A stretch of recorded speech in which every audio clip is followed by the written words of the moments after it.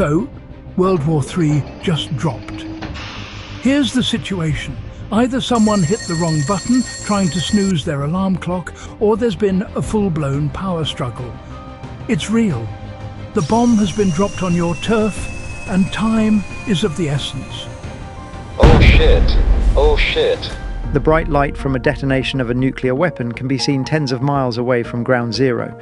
If within the vicinity of the blast, or ground zero, your chances of survival are virtually non-existent unless you are in a shelter that provides a very, very good blast protection. If you are a few miles out, you will have about 10 to 15 seconds until the heat wave hits you, and maybe 20 to 30 seconds until the shock wave does. Under no circumstances should you look directly at the fireball. On a clear day, this can cause temporary blindness at very large distances. However, the actual damage radius is highly variable depending on the size of the bomb, the altitude of the explosion, and even the weather conditions at the time of the blast. It takes 10 to 12 minutes after a nuclear explosion for the lethal radioactive fallout to begin raining down. The government currently recommends go and stay in, tune in, but others might want to make a dash for it, in hopes of avoiding this fallout, which could stretch as far as 250 miles from the blast. Electric cars, however, will be rendered useless by the electromagnetic pulses of the blast, and many conventional cars will have turned into scraps of metal. If your car is still functioning, then travel upwind or crosswind, away from the fallout. Find shelter. Can't find any. Great start.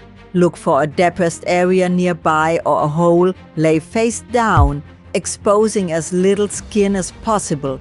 No hole? No problem. Dig. You won't finish before the explosion.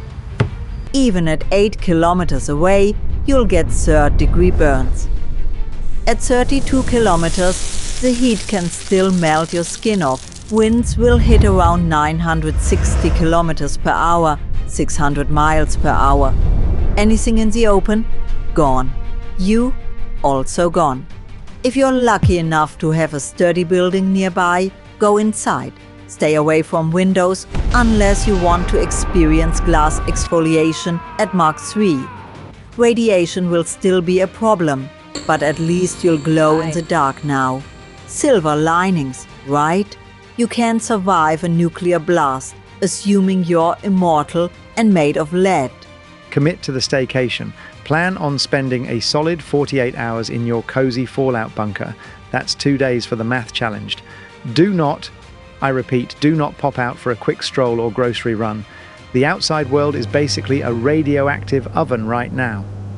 Your best move? Don't open the door. After a nuclear blast, the air's full of fission products. These bad boys get into plants, animals, and your dinner. Even remote mountain cabins aren't safe. Close off air conditioning units, fireplaces, and anything else that lets the outside world in. Then go full DIY mode and gaffer tape every gap you see. Remember COVID? Yeah, same rules apply, but with more radiation. Cover your nose and mouth with a cloth scarf or that P2 mask you swore you'd never wear again. Congratulations, it's finally useful. Glasses or goggles? Yes. Cotton wool in your ears?